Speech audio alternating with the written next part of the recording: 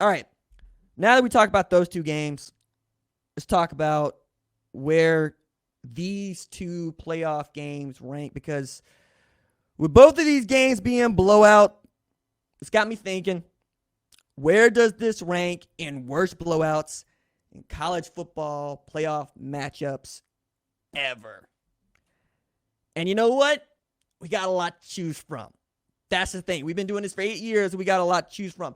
The thought going into the college football playoff is that with 4 teams being selected into the playoff, we would be guaranteed good games.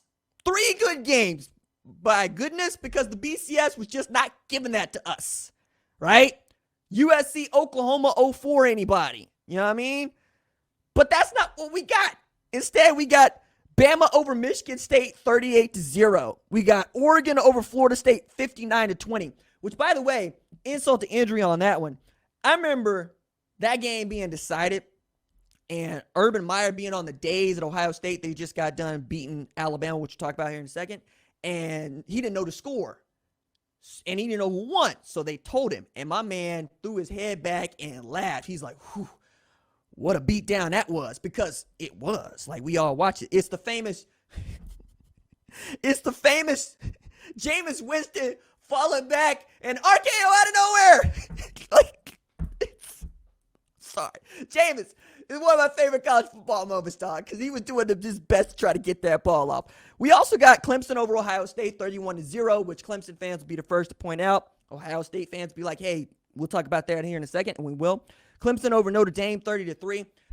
That game was also bad for me because it felt like Notre Dame had no business being in the college football playoff at all, right? You'll remember in that season, a 5-7 USC team nearly beat Notre Dame going into the end of the season, and Notre Dame did not have to play in a did not have to play in a conference championship. So it felt like they just kind of got, okay, we need a 4th team, so we'll put them there.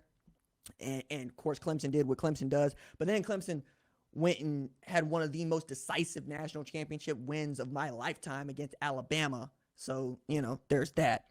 We also get in there, just got to throw it in there, for me, Alabama, Oklahoma. 45-34 is the score. It seems closer on paper, but y'all watched that game. I watched that game. Kyler Murray was beat to hell. He had grass stains all up and down him. Quinnen Williams was absolutely destroying the offensive line at Oklahoma, just wrecking it, just ragdolling it aside.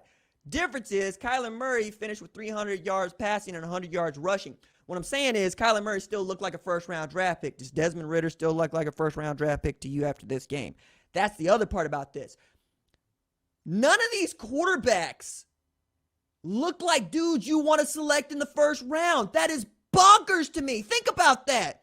We just saw a college football playoff where nobody but Bryce Young, none of the draft-eligible dudes look like guys that you absolutely want to be the quarterback of your team, and we got to wait another year for Bryce Young. But, hey, here's the thing about this. While he is slotted to be the first quarterback off the board 2023, you know who else was slotted to be the first quarterback off the board? Spencer Rattler. How about Sam Howell? You know what I mean? Like JT Daniels, DJ Uiagalelei next year. Like, that dude you're looking at going, what do we have to do here? I watched the Cheez-It Bowl. They didn't let DJ throw the ball deep. You get what I'm saying here? Like, it's the year of quarterback play has just been bonkers to me. And I'm watching a former walk-on. I'm watching a dude who was a scout team quarterback during the 2018 Rose Bowl lead his team after going the JUCO route to the national title game.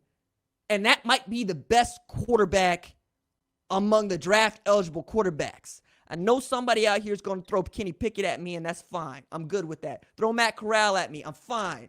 What I'm saying is, who of those dudes are you clamoring for the way we clamored for Trevor Lawrence or Justin Fields or even Trey Lance for that matter? Zach Wilson. It's just bonkers to me. All right, so all of those games were awful, but the one that is the worst on the list is obviously LSU destroying Oklahoma 63-28, bar none. That's number one. It wasn't a close game. Oklahoma got embarrassed. That game is being used to make jokes about Lincoln Riley leaving Oklahoma to go to USC because he did not want any parts of the SEC. It's going to live forever as the worst college football playoff game anybody's ever seen. That's above Oregon, Florida State, period. All right. Now, in as far as where the Georgia-Michigan game ranks, you got to put it ahead of Alabama and Michigan State because Michigan State didn't score. Right? But that's the only reason you would do it. You would put it ahead of Clemson and Notre Dame because they managed to score more points, but like in garbage time, right? And I guess you score points, but in garbage time, it's 34-3, right? Nobody really cares at this point, and you got the backups in, and the backups are still having a hard time against the Georgia backups because, again, they got more dudes than you. Now, as for the Cincinnati-Alabama game, I'm inclined to put this one ahead of Clemson-Ohio State, 31-0. They didn't score, but barely, One, Cincy scored, cool, field goals, whatever. But also, it felt like Cincy deserved to be in that spot, and we're going to give them extra credit for being a G5 program and being undefeated, not feeling like one of those teams that we just had to slot in there. It was a team that absolutely fought for its spot in this semifinal. But yeah, I could sit here and talk about LSU and Oklahoma being the worst college football playoff game anybody's ever seen for a very long time, and I don't think any of y'all would tell me that I'm wrong. Thanks for watching this video, and remember, hit that subscribe button so you don't miss any other videos on the #1 ranked show YouTube channel.